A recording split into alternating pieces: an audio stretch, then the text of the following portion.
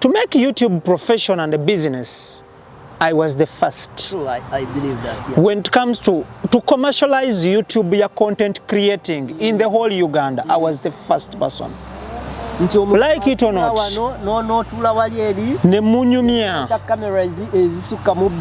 perfect. You challenged us. Perfect. Yeah. Osobola okera ku machakanko ekyokulabirako mu Uganda. President Museveni ng'akola speeches asokwagala okusangulawo Amini mu byafaayo.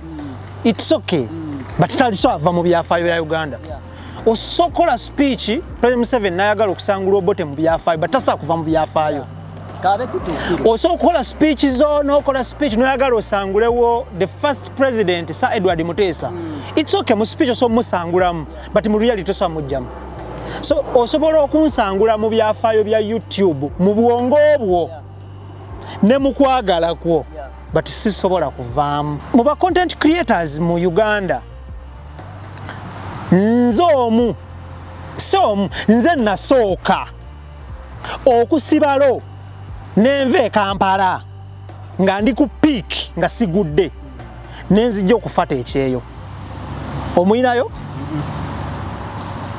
ate nennemezaamu nensigalayo okujjayo okufuna amakungula g'ekyandeeta. Abamu bavaayo nga tebajjayo makungula. Eyo mboozi eri bayalulala. Oli envi n'abantu nga ntera nnyo laba inewe nga bakyogeraga nti kati Ibula alumwa nnyo olw'akasuku olw'okuba nti atuuse ku kino. Kizibu abantu nga munyumya nga mukula mwenna ne mutayomba okwerangira ebisongovu. But it is on record. Serangirangako nakasuku. Serangirangako na. It is on record. It is on record nga Allah ye mubezi wange. Kati bana Uganda bwe bati we operating. Bwe balaba nga tonyumya nnyo na muntu gwe wanyumyanga naye. They make it a big deal. Case in point is ku Isaac Kasuku. Nso kumala omwezi nga soogedde naye. But ebbanga eddene lyensembayo nga soogedde na Kasuku, I think guyinza kuba mwezi. It can't go beyond that. Okay. But I talked to him. Simuyinaako buzibu. Yes. Era naye ngenda mwogerera waatali. Tanyinaako ki buzibu. Kasuku twasoma fenna, twakula fenna. Tu succeed nze fenna. Tuvadde challenge di fenna. Tugaggawadde fenna. Kasuku akola interview za satire. Ennugu Mbanja Jawanza atakola satire. Kasuku Kasuku has about 2 or 3 children. Zeni mu baana 10 n'omusobyo. Ennugu Mbanja Jawa. Yeah. Kasuku has traveled. Alinye ennyonyi mu nsi ez'enjawulo. Have traveled Ennugu Njijawa. Kasuku, when Avile Kampala Kasuku was driving, I was driving. He built, I built. Ochagere kintu ekyo Kasuku alina obulango ku YouTube nange mbulina. Kati mba munakuwalirako ki. Mu bantu bensobola okusembayo okunyiiza oba okutyobola oba okulengeza oba okuyisa obubi ayinza kuba Kasuku na Simon mu nsi Uganda. Maseruka omunene w'ekibuga. Those two people benyizo mu classification y'okutyobola okulengeza n'okunafuya n'okukola ebikyamu. Abo benyizo okusembayo mu nsi. Ng'ensi yonna egweddewo nenga kati nnoonya abo be bayinza osembayo. Baba Ibula.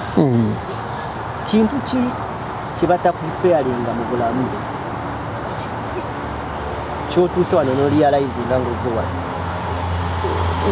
Ekikula ky'abantu mu mawanga g'otambulamu mu bulamu obwo naye nga teri muzadde we yakikugamba bati bw'otuuse wano ekirealize nze nga n'otandika okyesomesa era n'ogamba ngenda kigamba n'abaana bange ne baba bakeera ku makya ne bakiwuliriza. Wow, it's a bit tricky. Yeah. It's a bit tricky.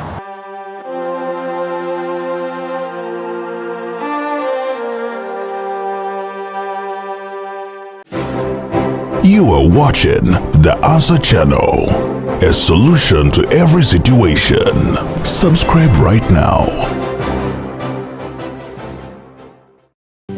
Oli Munnayuganda wangalira mu diaspora, America, Canada, Australia, UK oba Germany. Ng'okola emirimu 2-3 wabula nga tofuna kadde kawummula oba kwebaka. Naye nga tokyasobeddwa lwaki ssente z'olina ku akawunti yo tezeeyongerako? Toli wekka. Bangi kuffe twava eka n'ebirooto eby'amaanyi. Wabula oluvannyuma ne twesanga tukolerera kusasula bills zokka. Tusuba okubeerako ne famire zaffe. Era nga tuwulira tetulina kye tuyinza kukola kukyusa mbeera eno. Wabula singa nkugamba nti waliwo enkola esinga eya franchise digital business ebaddewo okumala emyaka 5 mugumu. Mu nsi yonna esobola okuyamba okukolera ewantu wonna kasita obeera ne laptop oba essimu ssaako ne wifi nga okola n'omulimu gwo ate ekirungi nga teweetaaga bukugu bwonna bwa tekinologiya ng'ezimbiddwa okuyamba abajja ku kyeyonga ffe okwekolera ensimbi ezisasula obudde bwo wamu n'ebyo by'osobwa. Tukutendeka ne tukuwabula ne ku buli mutendera ng'oyambibwako abantu ab'enjawulo abategeera gy'ova. Tetusuubiza mpewo wabula yeno sisitimu gy'osobola okutandika okuyiga leero. Bw'oba okoye okukola essaawa ennyingi nga teri kuwummula nga tetulina ky'olaga kizivaamu, nyiga mu linki eyo wansi okumanya ebisingawo okuba ku simu ya Gerard Seguya oba gwe mumanyi nga Kakalamu The Answer ku +1647 821 8189 oba kyalina omutimbagano www.g-viepena.com. Kwaniriza akonyana gyesinzire okubate ng'otulaba omukutu bamwita The Answer Channel. Tukubiza subscribinga okusharinga of course n'okubeera nga tutambula ffenna nze Kakalamu The Answer. For the first time negatiddwa ku mukulu amanyiddwa nga Ibrahim Mukasa ku mukutu guno nga sibya kukola kiwabula okukyalako for the first time. Kwaniriza akonyana wa Ibrahim Jeni mugananka oli bulungi? Alhamdulillah bulamu si bubi. Oli steady? Ndi steady. Kiro totera kitulamu. Kituufu otudde nga bakusoyasoya. Katugamba batugenda ttali kati bagera kubuuza but you know abantu abatera okubeera nga basisinkana it's gonna be a usual talk. Light talk, lightly. Yeah. So kukwebaza okulanga business yange sebo. Viepena. Sabe tunula mu video yasembeddeyo ddala muoli ssebo. Because Chameleon yagamba kikwekwetuku kweyibusa ata ina kalake yakona yaliita malida n'atulona kati awo bava obuzibu kisinzira atuuse asanzeeyo ki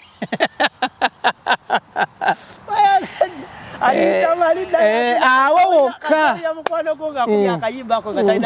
layini eyo ekiddako kigamba kitya aliita malida n'atunona naye kali kawaani yannimba Maria Gansimbi naye ng'omanye ssente tetulaba kutuuka naye alhamdulillah mukama amina ya rabbi kisanti tulina gye tulaga ate nakugamba nti kanzikirize ebisinga byonna bintomere webiri babimakinze sense on your right side yakuba ate nga tusembera tugezaako kukwata tukikola but otherwise Canada tuli steady oli otya ku side yo? Alhamdulillah nebaza Allah. Ensi nga Canada of course kati ffe ng'abagwira the celebrated purified immigrants tufuna okusomozebwa mu mbeera y'obudde, tufuna okusomozebwa okufittinga into this system somewhere somehow, tufuna okusomozebwa mu kuintegratinga integration kitwala obudde but inshallah because kuba kumalirira kusomozebwa okusinga era tusinga kati ffe abagwira abava mu nsi za Africa tusanga nnyo okusomozebwa mu bye weather embeera y'obudde tusomooza nnyo nti challenge ya wano nti bwe gwaka oba ebbugu mu Kakalamu wano balikuba obunnyogogo ate era buyitirira being nti Canada yemu ku nsi ezisinga obunnyogovu kikosaamuko. It is hard abantu bonna benyumizaamuko nabo bakulaga nti winter nga winter teri ayinza gimanyira n'abazaliddwawo bakikunyumya. So but alhamdulillah kyenyinza okugamba twebaza Allah alhamdulillah tusomozebwa but era ateme kuba watali ekkubo ne tubeera ng'era tubeerezaamu bimenya bintu bingi nnyo. When you sit down, you start reflecting, tunulira obulamu, otunulira gy'ovudde, w'oli ne bw'oyagala okubeera, n'ofuna okusoomozebwa, factors nga obusosoze, factor nga weather, factor nga okufittinga into the system. It is something so challenging whereby tukibuusa amaaso, but it is something kyotasobola kubuusa amaaso. Ekintu ky'obusosoze, I think mbadde nali siki-experiencing ngako nga simanyi era bwekiruma. Era nga wekingamba nga obusosoze kati nga nnamu kino ekigamba nafe tubeera ewaffe e Uganda. Waliwo amawanga ge tuviiramu nga naturally tuganyooma nga wona uli obuchina obutuulye mutwaga nti obuchina but obuchina obuntu tubeera obunafuyamu obuyindi obwo owulira nga mwagala mulina entitlement mu maka but one day waliwo gaye yali ku mulimu awo yagamba yali atuniraga olina okuzimba ozimbemuuko oze ya naye ndi nnyo Africa ndya nnyo emmere yaffe ya Africa emmere yawo nkyannemye okulya nagamba yaŋŋamba do you eat baboon nali muyodde amugumiikiriza ate osooka n'okisekeramu naye ate oluvannyuma it hits hard. Saamulinda ibwa kubanga nasooka nesiya nemugamba baboon nemugamba ne tooni ye gy'aba akyogereddemu ne bode oba facial expression can tell nti ali mulwali oba akusosodde. Kyoba omanye yasooka n'aŋŋamba mbu I have my friends cause like which friends Africans abalya baboon. N'aŋŋamba I have my friends from Nigeria cause tewali African country alya baboon. Nimugamba mpozi nga atategedde bakikubiramu bukubizi lwali ne bamulimba omanye kati niye n'alowooza nti kituufu abantu ekintu ekyo bakikola nnyo and it is bad aboogera n'abeeru balina ebintu bye bagamba nga basaaga ate nga tebamanya abeeru bwe baboogera it is serious business mu mboozi tebalina lwali bayira abeeru tebakuba lwali bw'akuba olwali just lubeera lightly awo but bw'oba omugamba nti mu Africa tuli bakambwe tulwana tutta tukola ki era kitwala bw'omugamba mu Africa nti tuli welcoming tetulina buzibu era kyatwala. But so it depends on the flow of the conversation and the tone of the conversation and at what age or end of the conversation is. So busosoze kati kintu ky'obusosoze kino it is kinene but it is a topic tujja okutunulira next time. Tusooke tugireke. I'll share my experiences nganze. It was just one time but nalisiki zempiseemu there are many lots of them but kati ze nganze body language yange ne mindset yange I always imagine the winner. Mwezo encounters zonna I've had over 7 encounters ez'obusoze but I imagine the winner because of my mindset and attitude. Basijja kukkiriza onnafuye. I fight so hard okulaga nti kyendiko kyekituufu kulaga nkuteerawo ensonga of course ne wovaawo nga tontegedde it's okay but nwana nnyo okuprovinga oveewo yes ne bw'oba tontegedde but nwana okuba nga nze nzikakanyiza omutima gwange okuvaawo nga musanyufu. Anyway, Baibwa kintu ki kibata kupealinga mu bulamu kyotuuse wano n'orealize nga ngoze wano ekikula ky'abantu mu mawanga g'otambulamu mu bulamu bwo naye nga teri muzaddewo yakikugamba but bw'otuuse wano ekirealize nze nga n'otandika okyesomesa era n'ogamba ngenda kigamba n'abaana bange ne baba bakeera ku makya ne bakiwuliriza. Wow, it's a bit tricky. It's a bit tricky. But nja kuwa mu different aspects of life. Ati ze we najja wano nayongera okukakasa nti Katonda exists. Oshegeera. Yes, ne wakanali I know Katonda exists, but wano the percentage you are raising. And I should to wear a complete. But now you good you do a collar. Katinangi ngamba mvano ngenda ku church. Because nze katika kakala mu Uganda nali nsala eriswala 5 ngera nsiba nze kati natandika okusala eswala 5 zonna nga nwana nnyo okuzisala. I think nsalidde eswala 5 emyaka nga 10 n'emeka nga 10 na around 15 years nasala eswala 5 okuziggumiza 5 obujjuvu bwaze 5 for the last 15 years nga bwe missing ate nga era kinnumiriza but bwe najja wano nekiyongera okwekatiramu like nenkisiringa nti bw'otuuka wano abantu tebali ku Katonda abantu wano tebamanyi Katonda abantu wano babiraba bulala kirumya omutwe bw'obanga okkiririza mu Katonda n'ojja mu bantu abatategeera Katonda abazungu abakkiririza mu Katonda webali n'abatamukkiririzamu webali kati then ekirala kati ze bwe najja gye nasooka okutuukira baali ba Christian kati nga balwana nnyo bankyuse kati nange nga nwana nnyo sigale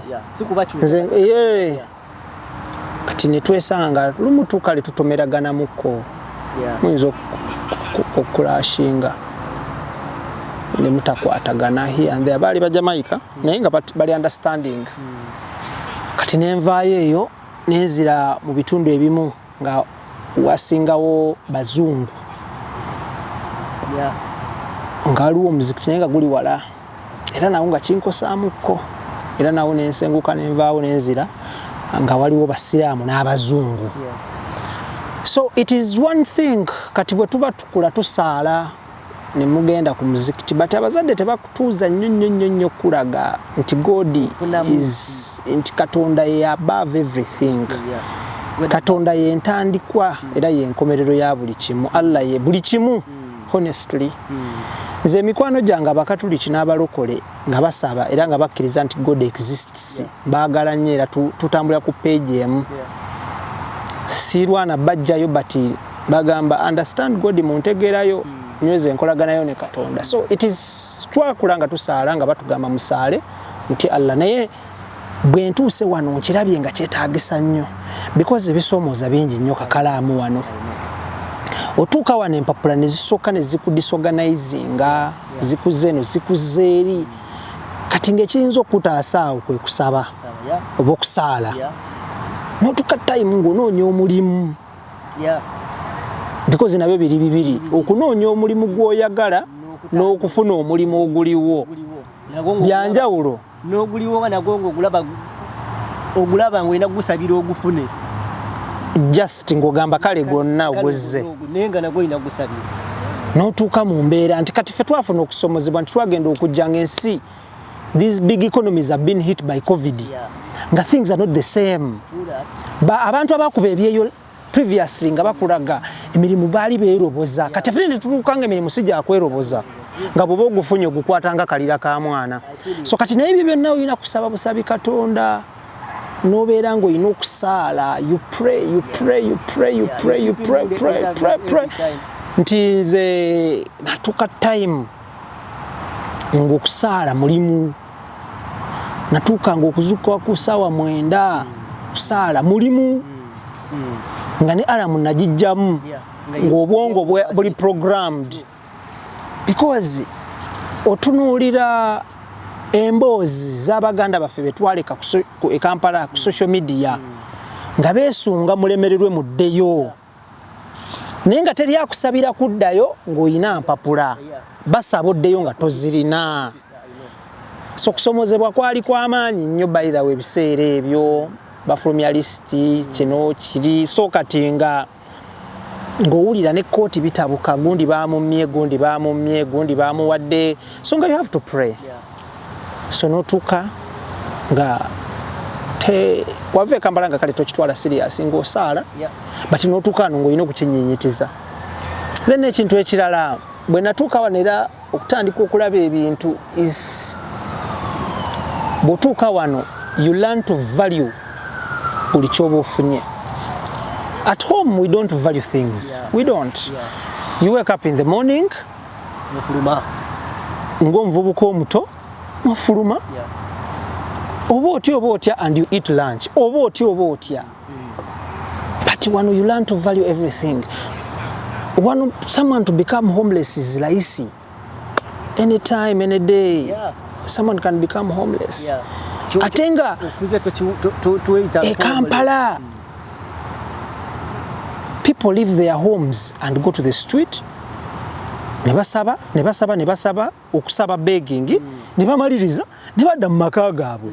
Kampala omuntu okubanga talina waasula kintu tokitwala serious nnyo because abaana kakalamu twabalabanga nga basula ku street ninga bakugamba yava mu maka gondi abaana bavudde Kalamoja balekayo abazadde balekayo amaka gaabwe. Thank you so much. But wano otuuka ng'omuntu asobola okukeera ku makya nebigaana. Otuuka wano you can't explain to the landlord nti saakoze kyakusula ebweru wadde amateeka ga protecting wana abapangisa ate g'amaanyi nnyo gasinga naga protecting abalandiroodi. Ogenda obbamu eyo saga nga ate addamu okuwa ennyumba omulala tojja mufuna. So you learn to value ky'oba olina bw'ojja mu zino ensi. You learn to value. Then bw'ojja mu zino ensi you learn nti ekigambo mukwano tukimisusing e Kampala. The statement nti kakalamu friend wange we misuse these statements at home. Wano kirala wow. I swear. Kirala to wake up kakalamu wano zenenga nti kakalamu lichali wange mba nkutiikingisizo box 10 nawe okera ku machano ga nti ibula chali wange oba ntiikingisizo box 10 so you otandika oyiga ebintu oshegeera fe Kampala itwalowooza nga bwoba onyumya n'omuntu nti kyaliwo no when you come this side you know ani kyaliwo oshegeera kati there are things sibayo ekibuzo kyo ndi mukiddamu but there are things byoyiga wano ne wali kusomozebwa kwa amaanyi nnyo bw'otuuka wano kintu kujajamya ssente kikendeera mpereza ya 5 mpereza ya 10 mpereza ya nti at home omuntu akeera ku macha bingi nti nenyingiza yafe yesente Kampala tebera streamlined tudibuda nnyo sente obo oyita wano kati naye bw'otuuka wano kati for example ze Kampala ngenda ku example eri simple watuukanga mu dduuka nga batunda sukaali kilo kakaaga naye tokirabamu maanyi ogamba naye bw'otuuka wano ne bagamba nti Shoppers Drug Mart sukaali emutunda $, katugambe I don't know even simanyi na bei ya sukaali wano ojja kunsonyiwa I don't know okay katugambe $3 n'omugaati $5 Shoppers Drug Mart n'ogenda mu dduuka eddala Walmart you learn to compare prices nogamba bano basingamu $1 sijja kuddamu ggulawo wano actually kyogedde kituufu kubanga nzibisere bisinga wambeera n'emikwano we bagamba nti eyo gundi eyo store abaseera nnyo ebintu no frills nti nedda nene oshegeera ekanawe tiwali bongeramu senti $.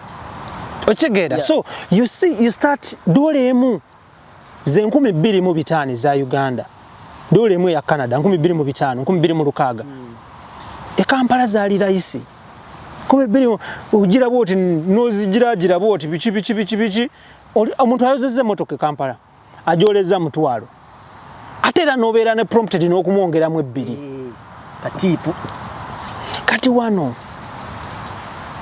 tosobola buli kiseera obugatta n'ogamba wano omugati gwa $6 nti wano sukaali wa $5 nti wali wammeka nti $8 n'ogamba osijja bagulako n'okyusa oshegera. So you learn to be economical, you learn to ebintu bingi. Ekirala bwe twalinga abato nga tata waffe, because tata waffe ne mama waffe baali official, baali corporate nga bakola mu bya office ebyo bwe bityo. Kabatugamba nnyo nti time mukuuma obudde, time is money. You don't understand the statement time is money ng'oli mu Africa. You cannot understand its meaning. True. But osobola okukiwulira. Yeah. Nomanya nti zino sente zino budde. But okubikwata n'obigatta n'obijjamu amakulu wano. Nti otandika okulaba bw'otuuka ku mulimu n'okuloka nga ini nga wayise eddakiika 15 bakugamba tugenda kusala essente. Era bakukubira ne bagamba essaawa ziisi. Otuuka kati waliwo emirimu gy'otuuka nga bw'otuuka okuclockinga in past dakiika 15 clocking machine teddamu kurecevinga. Kati waliwo n'okubeera nga gwogenda okulirivinga nga naye ayagala kudduka alina gy'alaga. Thank you. Gw'oli mu kudireyinga ojja musanga nga aswakidde yakubidde dda abasupervisor baani bonna ono tatuuka. Atta fayiro yo ku mulimu. So nakyongera bombuziza tuwajja nga tokibuuse. Because abantu bava e Bulaaya kakalaamu baganda baffe ne bannyinaffe ne mikwano gyaffe bava e Bulaaya ne bajja mu Africa. Ibula janku hoteli kusaawa 5 otuuka 6 n'omulaba ng'anyize nnyo. Then you are like awa tulina mu kugenda kulambula ttaka ly'effaamu kiki ennyo. Bw'otuuka wano n'omala shift yo ku ssaawa 9 ez'olweggulo ng'oyagala kudda ku mulimu mulala oba waka olina atuuka dakiika 5 akujja ku mulimu owudda ng'ofa eddakiika ezi. So tetwamanya time is money. Kumba omuzungu yamanya nti ssente zitambula na budde. Ffe ate mu Africa tusoosa ssente obudde ne bujja oluvannyuma ate omuzungu asoosa budde. Ssente tezigoberera. So bwe natuuka wano ne mbiyiga ng'omuntu obudde nti e Kampala twabeeranga e Kampala omuntu n'omugamba tusinkane ku ssaawa 10 ne mulabagana ku 6 ogw'ekiro naye nga mwenna mwembi muli fine with it. Naye wano you told me nti tusinkane ku ssaawa 9 kugamba otandika okulaba buli kyokola oba otunulako obudde something like that. Nti factors nyingi eshegera but those are the few ensobola okujjukira mu kobye ebikyusizza mindset yange wano. And I feel you. Era kati naddala ensonga ya church y'okusaba okwo ensonga eyo nange natandika okugiwa nnyo value ndi wano eno ate naddala abasiraamu be basinga okukindaga nti you have to believe, you have to, to pray every time. When nasulanga mu shelter guy yalina mu Nigeria nenga musiraamu ng'ateekamu alamu gero ulya Allah akbar ga atine ono atamisinga kuyadde n'olunaku n'olumu kiki ekiri awo. So netandika nawe kiteekamu kale ate nawe natandika okusemba because waliwo abantu bwe twalinga yes twemanyi bro mumanyi nenga waliwo life gy'otamanyi nnyo gye muteemanyi nga muli Kampala. Life ya kayibi munga tumanyi newe mubeera nga muli in the same circle batandika okulaba omuntu ono Ibrahim bogenze uwe umusanga akuta omusaalo gwe bitaguta tabula nago lwaki abeera nago buli kaseera baneka malize ngende ensale kamalize otandika okiteeka mu bwongo n'ogamba then there is something ekiri wano kyoli mumisinga. So thank you for sharing that. Tuli waneeno tufuna waliwo situation gye tuyitamu sinze nzeka sikayesiggoyeka but I don't know how you handle that. Nobeeraawo nga right now nzijjako TikTok weekly days nenjizaako Friday, Saturday and Sunday but ngenda okugizaako nga waliwo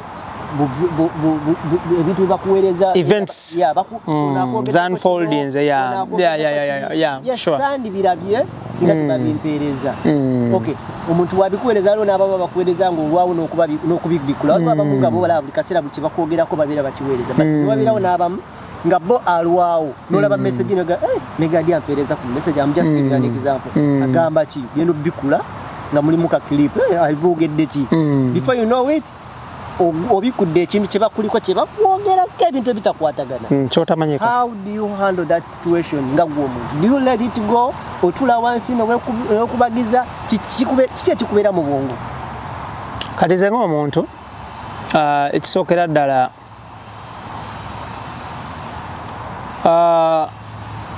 abantu abampeereza klipu ezo ezinjogeddeko negatively zengenda osooka nazo they are my friends nga mbavaluinga nnyo era bazimpeereza kubanga nabagamba bampeereze omuntu bw'abanga sikyali wange n'agimpeereza kimpisa bubi. Kati waliwo klipu ze babeera banvuma kati abazimpeereza tuseka so kitwala serious because baba bamanye ekituufu. Kati kakalamu bwompeereza clip for example olina agamba nti Black ali Canada abona ng'akyogedde ali Kampala oba ali Canada oba ali US yonna gy'asinzidde. Kati kakalamu gwe abeera nange bwompeereza clip eyo tuseka because you know me, you see me every week because kakalamu tumeetinga every Saturday and Sunday tuseka. Kati naye atamanyi bw'akimpeereza kinyiiza because is going to believe what they've said about me. You understand? So sibe entertaining. Then bimpisa bitya nga banjogeddeko. Kati nze ng'omuntu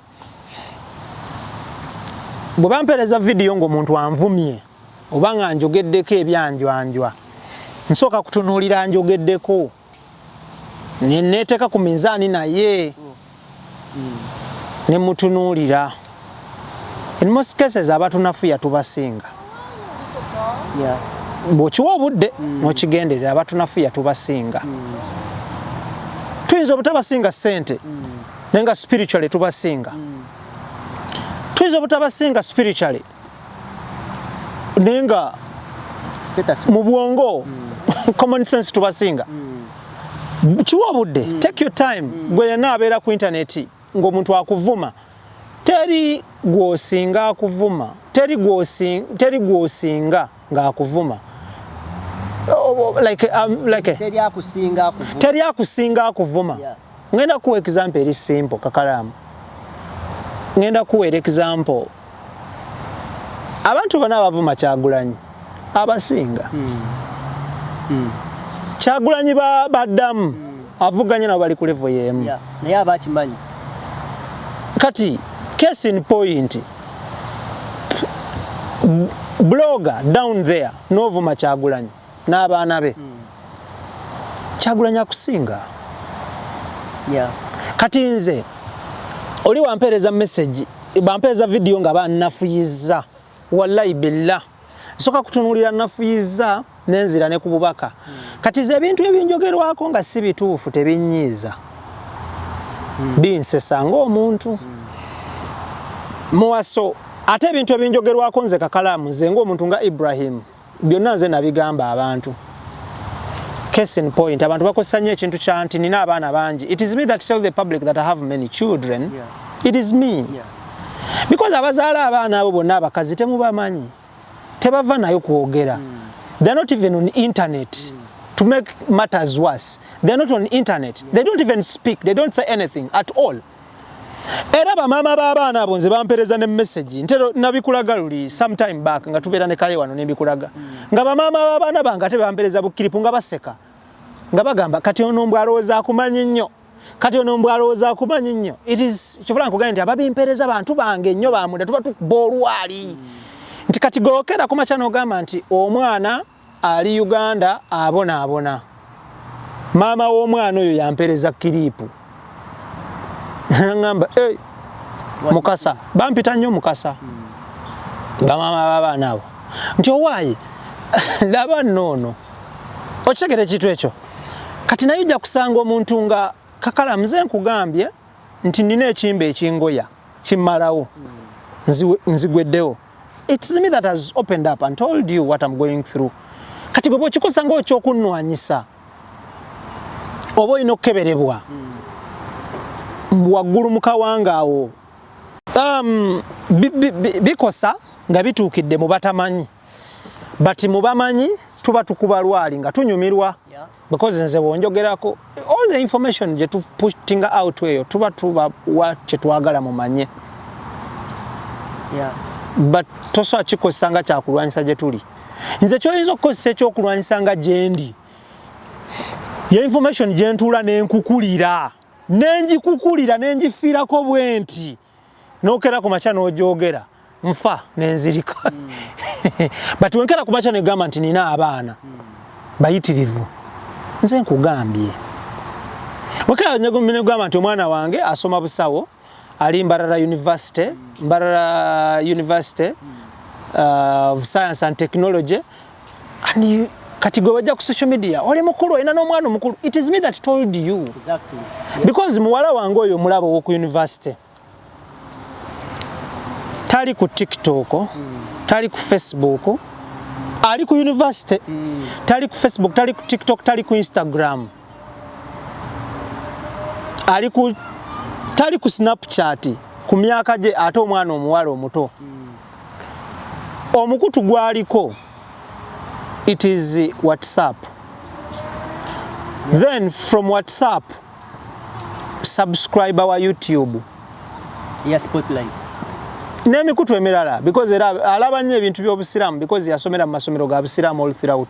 Mbarara yetali ya busiramu so kati abeeramu obulamu kati gojja kwogera ebintu byo ku TikTok oyina abaana bangi biki bakamuweereze because babu downloading babuweereza gwagamba nti oyina abaana bangi akimanyi nti bangi amanyi nti tuli bangi amanyi nti bali bangi amanyi bannyina ne baganda be abali mu bitundu by'eggwanga ebyenjawulo n'embeera gye balimu. Wow. So it doesn't concern anything, it doesn't feel you anything. Kyali kikosa experience yo engeri gyo gibuildingamu nti weetekamu kiyeri nti ababa imperezo already mbamba manyi era tuba tuseka. Okay. You share so many clips. You share so many clips Kakalam. I send you so many TikTok clips. There are so many clips ezibera out of my control. Andi kati njagala kuteekateeka bwongo nkugambe. I don't feel this. Nkugambe bonna abakwogerako basinga. 2 they don't matter. Because Kakalam, you shared information out there until Canada. So lwaki omuntu akikozesa okulwanyisa ate nga gwe wakimugamba. So it's what I want to tell you nkuteeketeeke nga muto wange okibeere mu bwongo. Kyakubiri ku kyo abantu bo tusinga okweraliikirirako baba baana baffe oba mukyalawo oba maamawo.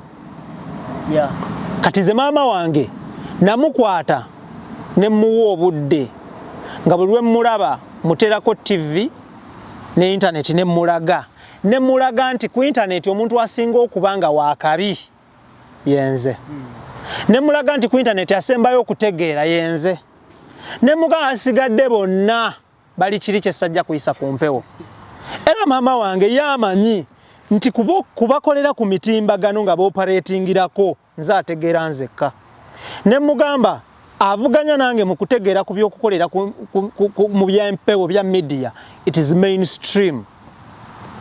Ne mulaga nti naye bano abatuula mu ne beetunuzaamu bu kamera ne mugabo bayaaye bave nako bayaaye balina ebizibu. Era ekyo n'ekiguza maama wange n'ekiguza abaana bange n'ekiguza bakoddomi bange n'ekiguza bannyinange because tebalina thick skin ngaffe.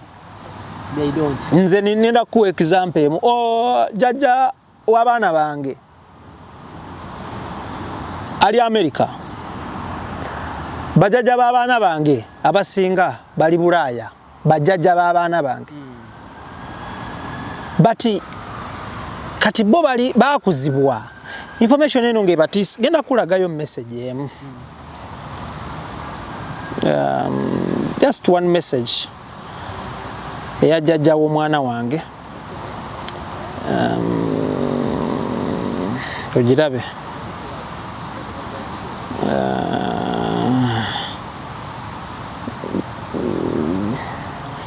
jjajja Alpha. Okay. Kati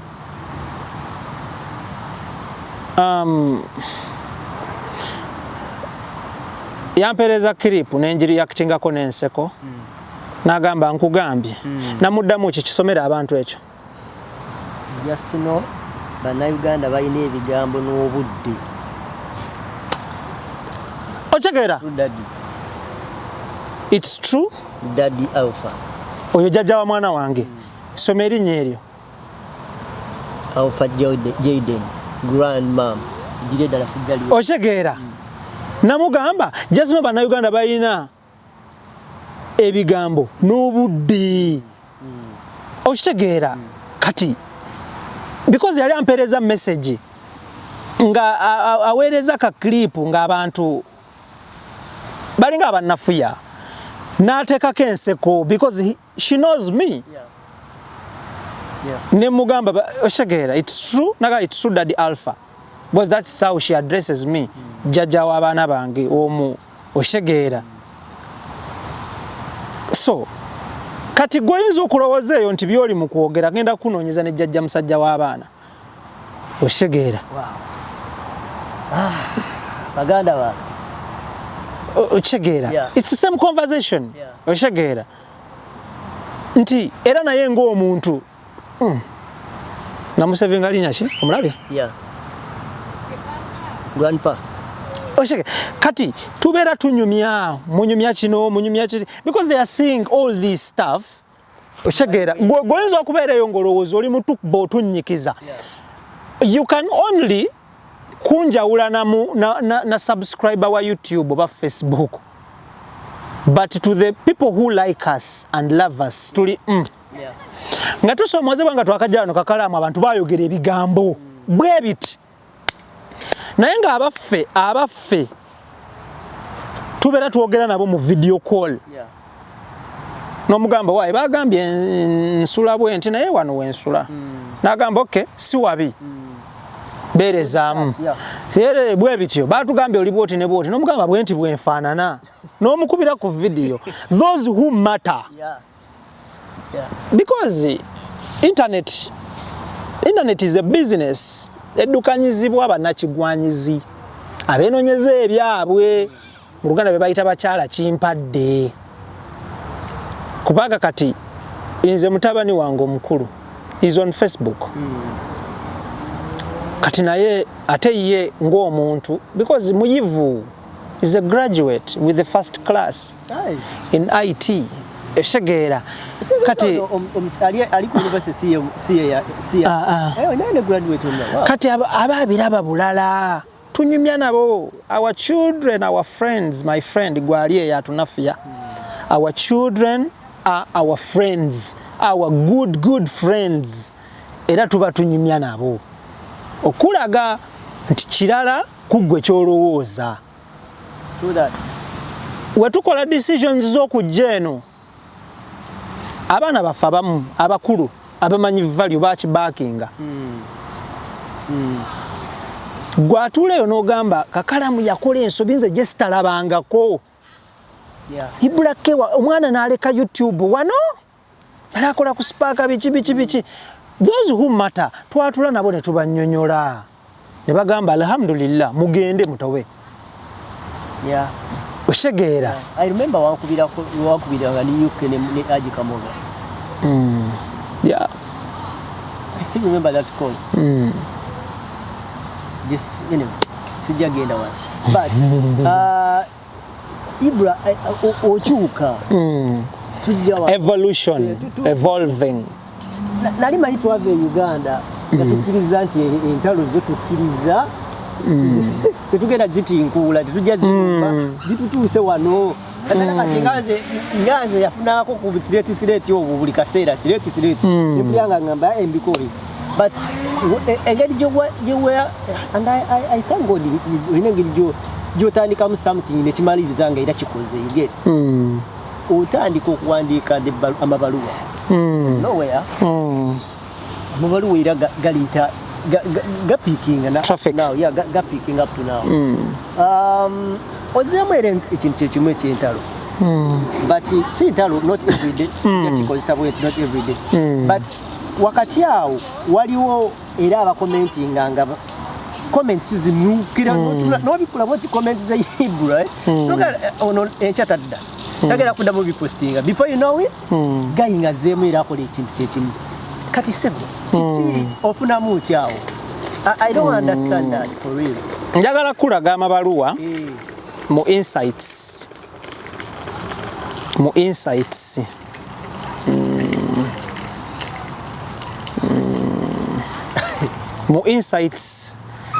si wabweru nsoma nnyo comment nyonyonyo nembaddamu olumu ne stabaddamu depending on the mood kati gino giri mitwalo emeka mitwalo 22,15 yeah mitwalo 6 days kati nkola ebbaluwa mugiraba mu buwanvu bwayo it is not even ChatGPT by now. Someone will tell you that tetulina budde bugenda bisoma we don't have that time bana abantu bali emitwalo emeka mitwalo 22 you don't have time gwe you don't have time nina ba subscribers emitwalo 25 if emitwalo 22 basomye kitegeeza esatu tegisomye losingisanzeewa okitegera muganda nange so nze ng'omuntu ngenda kukubulira kino kakalamu kudda ku kibuuzo kyo njagala nnyo okuleeta ekintu ekipya njagala nnyo nti ne YouTube eno bogiraba to make YouTube profession and a business I was the first. True, I believe that. Yeah. When it comes to commercialize YouTube your content creating in the whole Uganda, I was the first person. Like it or not. No tula wali eri. Ne munyumia. The camera ezisuka mubiri whatever. Perfect. You challenged us. Perfect. Yeah. Osobola okera ku machakanko ekyokulabirako mu Uganda. President Museveni ng'akola speeches asokwagala okusangulawo amini mu byafaayo. It's okay. But talisoava mu byafaayo ya Uganda. Osokola speech President Museveni n'ayagala okusangula obote mu byafaayo but tasa kuva mu byafaayo. Osokola speeches n'okola speech n'ayagala osangulewo the first president Sir Edward Mutesa. It's okay mu speech so musangulamu but mu reality so mujjamu. So osobola okunsangula mu byafaayo bya YouTube mu bwongo obwo. Ne mukwagala kwo but sisobola kuvaamu ekyo nakimala nakisiiringa nakimala mu bye namala ekyo nakimala nga obukeera ku macha omuntu nakeera ku macha naga nti nina abaana nkumuliitu ekyo nakimala tosa kijja mu osobola okukirwanisa but nakimala kikugamba so njagala nnyo ebintu by'okuleeta ebintu ebipya nti YouTube Ericom yali atekako music. Abayimbi ba Afro Balayina nga batekako music. Ba DJ Ericom batekako music. Waliwo wano bagaya aba Africa. Yeah, Africa. Batekako music bakola ki but then I sat down and my friends ningamba bana tukoze tutya. Omulembe gugenda. Ne tukibuukira. To professionalize YouTube it is me. Yeah. Yes. Oyinza okubanga oli mu kutulaba nga tonjagala. Kitegeerekeka in human nature. Nange nabisitaagala naye nga amazima tegavaawo. Okitegeera? So ntuula awo ng'omuntu nengamba kino kitukolera kino kikola kangende mu kino nekino. So that's why I sat down ne tukola ekyo kye twakola. Era ffe abaasookera ddala mu kuprofessionalizing YouTube okukeera ku macha ne tukola red card ne tugiwa Sozo. Ne tugamba Sozo buli mwezi ojja kuleeta milioni 3 ez'obulango. Era Sozo contract yino Sozo ogenda kulanga omwaka mulamba naye twagala otusasuleko emyezi 6 upfront. Nti ye Sankago nti ye ono nti ye to professionalize stuff. You understand my brother? So at the end of the day njagala nnyo okutandika ekintu. Kati mu ba content creators mu Uganda nze nasooka okusibalo nenve Kampala nga ndi ku peak nga sigudde nenzijja okufata ekyeyo omuyinayo ate nennemezaamu nensigalayo okujjayo okufuna amakungula g'ekyandeeta abamu baavaayo nga tebajjayo makungula eyo mboozi eri bayalulala nalemezaamu nengamba nteeka okujjayo ekyantwala it is me because Kakalamu wangoberera naye ng'ekintu ky'okujja Kakalamu nakulemerako nga nkugamba sigalawa nekugamba todda nekuba sigala e UK ng'oli ku peak tolinda kugwa otandika otunda obutakataka bwewagula agule thank you motoka zitunze Casey of course the Casey yagendera ku peak actually but Casey was not a YouTuber njogera kuba YouTuber Casey was mainstream journalist otegeera nabala something like that nti njagala nnyo okuba n'ekintu nga nkitandise abantu gye bakwekera abaana ne babasindika mu byalo babeere nga beebikagomesiza abajjajja baabwe nze nvayo ne nkugamba mbalina bangi because I'm proud omuntu gy'akeerera ku makya bingi Kakalamu bingi nnyo so ekintu ky'okwandika amabaluwa kino I was inspired sinze nakitandika but ku mulembe gwaffe nze nakitandika mu b'emyaka gyaffe but waliwo ya inspiringa bamuyita Haji Semwogerere oyo omuzannyi w'emizannyo omutegedde otegeera yawandiikanga naye nga mumwezi asobola okuwandikayo emu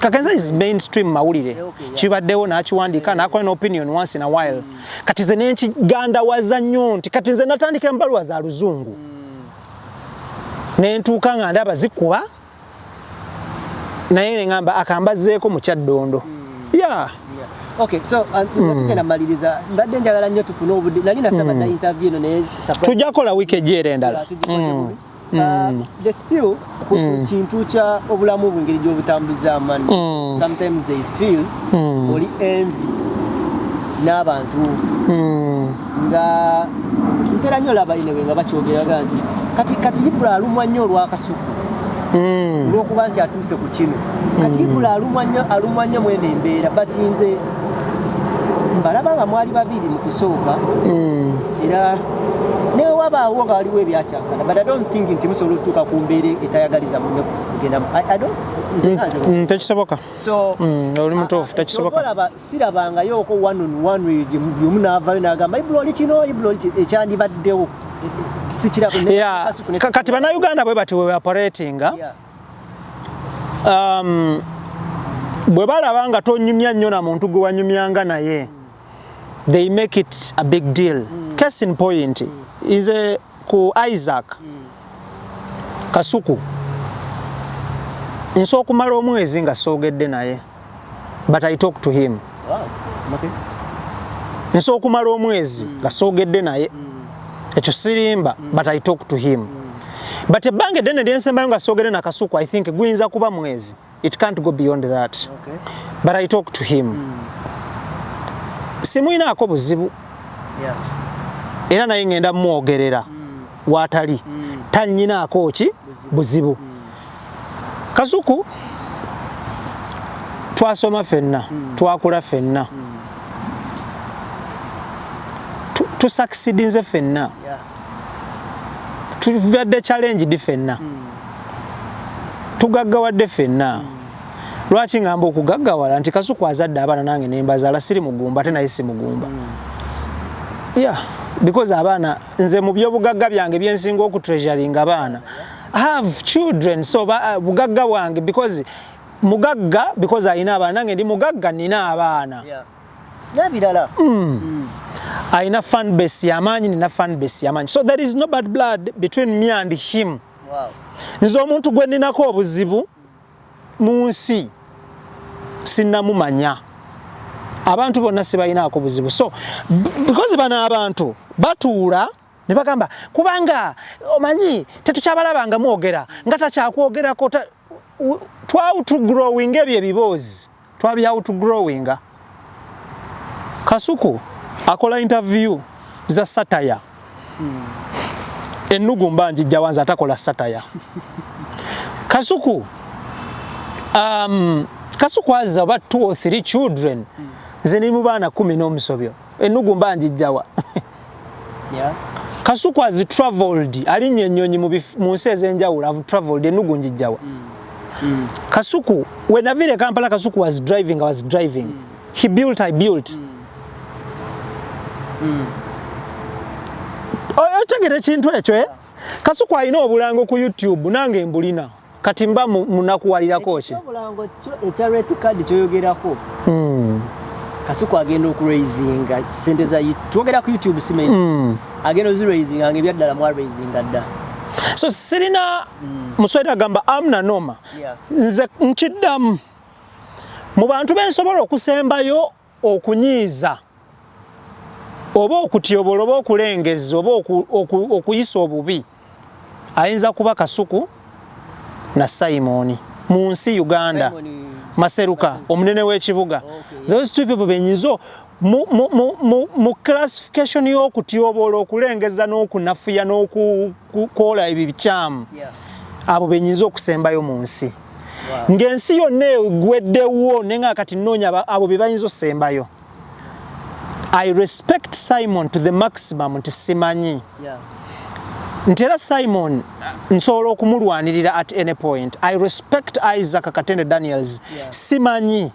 I respect him so much. I respect his family. I respect his brother Jingo and the other brothers and sisters bali abalala. I respect Isaac. We've had good time with Kasuku. Tetufunangako, by the way, kizibu abantu nga munyumya nga mukula mwenna ne mutayomba okwerangira ebisongovu. But it is on record. Serangirangako na Kasuku. Serangirangako na. It is on record. It is on record nga Allah ye mubezi wange. Yeah. Ochegera. But people abantu batekawo embeera. Batekawo embeera because babeera bamwagala olumu kumutuukako, abamu baagala vibe, abamu baagala kukuma muliro watali muliro. Ochegera ebintu ng'ebyo. But okwanukula ekibuuzo ekyo simuyinaako buzibu ate naye tabulina. Because tebulina we bugenda kuva. Tuli mu business eri open. And we are not competitors, me and Kasuku. But abasigadde mwenna nvuganya nammwe. But with Kasuku, I don't compete with him. Including me one. Nawe sivuganya nawe. Kankujemu. But the rest nvuganya nammwe. Simanyi wakina who and who I'm competing with you. But I don't compete with Kasuku. Yeah. I never call him because I'm with you here. Yeah. So I don't compete with you. But the rest nvuganya nammwe. Atemba singa. On a serious note, by the way. But Kasuku, si competing naye. Yeah. I don't. I just salute him. On a serious note, there is no bad blood between me and him. And it tejja kubeerawo ekyo mbabuulira. But you want it to be, but tejja kubeerawo. Abaana ba Kasuku bampita anko. Abaana bange bayita Kasuku anko. Simple. Wow. Tuvudde wala tuze tunyumyanyumya ebintu bino me and Kasuku tuvudde wala. But don't chajja wano nga tunatira. Nga tuli wano. Kyasinga nnyo kuvuga nga tuli wano. You had a plan, you and Yoga and I think it is something like that. Yokukunganya all the YouTubers. Way back. Kati ekyo tekyakola. Kankubule lwaki tekyakola. Nti when I reached out to those people that didn't turn up, one Kasuku told me this. Nangamba nze naawe tutule tukole fefeka. Bali abalala kati ne ndabanga ne mu respectinga. Teyazala wa by the way. He didn't turn down. He didn't. Just yagaba bugambe. Lwaki tukolayo ffe babiri nga tubera tukola ffe buli. Nga olaba nti Kasuku kati akikola ne Zubeda ne basinkana buli wiki n'asinkana n'omulangira ndawo si buli wiki. Kati naye bwe yali akyagala nga tayagala tusinkane ffenna. Nenki respecting nga ne mugamba okay tujja kola inshallah. No problem. Yeah. Okay. Then abalala ani omulala. Abalala they didn't have time, but the rest batwasinkana akawala atagwe SB4 Alan Cruz bonna. We met and had some beautiful stuff. Okay. Yeah man. For today tugenda kusuka interview neno twagitegekera dda naye olwaleero waliwo abamulinzi abali obulala wali tubasibuli wano for today. Tujja kubatenga tuddamu kubatenga tukwatagana once again njala okwebaza ku lwayo obudde n'olanga my business. Webanyo webalire ddala. Webali kumpa ogwo mukisa. I appreciate for you. Okay, tetugenda sukano okulakutana n'ensi yange Uganda atakumira mpira bankumire. Bye bye.